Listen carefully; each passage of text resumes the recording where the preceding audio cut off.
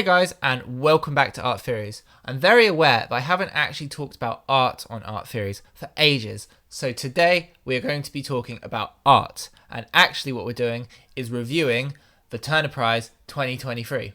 On the 5th of December this year, Jesse Darling was awarded the Turner Prize, and he was awarded the Turner Prize by the British rapper Tiny Temper. During his acceptance speech, Jesse Darling criticised Margaret Thatcher for cutting arts education funds and waved a Palestinian flag on the BBC. And in that moment, Jesse Darling became a British national treasure. I've been a big fan of Jesse Darling's work for a long time. I remember first seeing his website when I was in my first year of art school and being like, this guy's cool. But anyway, I'm really pleased to see that he has now been given the biggest prize in British contemporary art, and I think it's fully deserved. This year's Turner Prize took place in the English coastal town of Eastbourne at the Towner Gallery. The Towner is a lovely gallery, and if you have the time, I highly recommend going down and checking out the exhibition for yourself. It's on until April the 14th, 2024, so you have plenty of time. And if you go up to the receptionist at the Towner Gallery and you say, subscribe to Art Theories, they give you a free tote bag, so don't forget to do that. Along with Jesse Darling, there were 3 other nominees for this year's Turner Prize. There was the artist Ghislaine Leung, Rory Pilgrim, and Barbara Walker.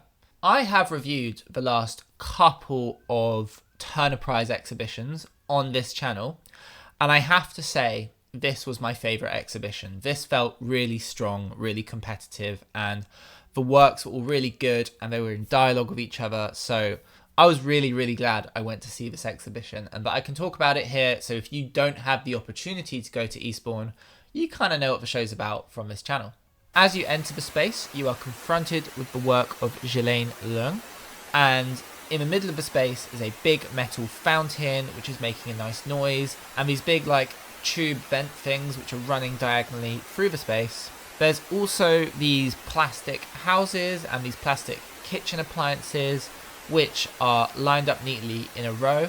And then on one wall you have this kind of black grid thing, and on the other side of the wall you have a baby monitor. I liked the kind of cleanness and the materiality of this artwork and of the objects. And I really like the fact that the fountain made a nice noise.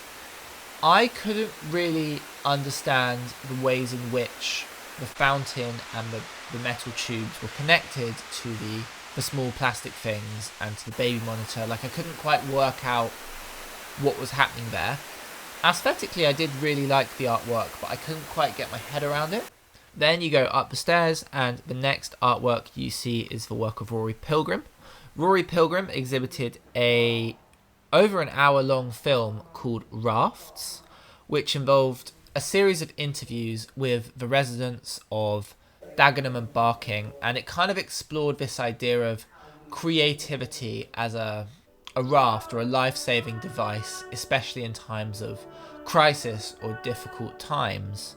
I absolutely loved this work. The people who were interviewed were really said some really profound things, and it was quite moving. It almost brought me to tears. I think the film ultimately wrestles with how art can be used as a kind of, a life-saving device when everything's falling apart, when you've got a pandemic which is happening, when you've got ecological breakdown taking place, wars are happening, and our mental health is poor. The power of art or creativity or self-expression to get us through those moments. That's what I interpreted to be the main theme of the work. I'm actually rubbish at watching video art. I'm quite impatient, and I normally go in, I sit down for 3 minutes and then I leave. But me and my partner watched this film for over an hour and we really enjoyed it. And honestly, that's the biggest compliment I can give. Next up was the work of Jesse Darling. As you enter Jesse's space, the door is lined with barbed wire, and you go in and there's these very chaotic pieces of metal fencing which dictate the way that you're able to move through the space. There's these piles of document binders on the floor which are filled with concrete. There's markings on the wall, like the kind of things you might see in a internment camp or a prison. I read this artwork as a kind of portrait of post-Brexit Britain. Like, there's barbed wire around the outside. When you go in, there's incredibly hostile architecture which dictates the way that you can and can't move through the space. There's this heavy bureaucracy that doesn't make any sense, that's stuck on the floor. And at the centre of it all is some very tired looking Union Jacks. I felt like it was a really strong installation, and I think as much as I loved Rory Pilgrim's film, I am happy that Jesse Darling won. I think that he deserved it. And the final room of the exhibition belonged to Barbara Walker. As you enter this space, you're confronted with some massive charcoal portraits which are done in a realistic style straight on the wall. Walker's subjects are of individuals and the families of individuals who were affected by the Windrush crisis. And Walker has even drawn these large-scale portraits of people affected by the Windrush crisis, which are drawn on top of their right to stay documents. Normally, I don't like realistic portraiture.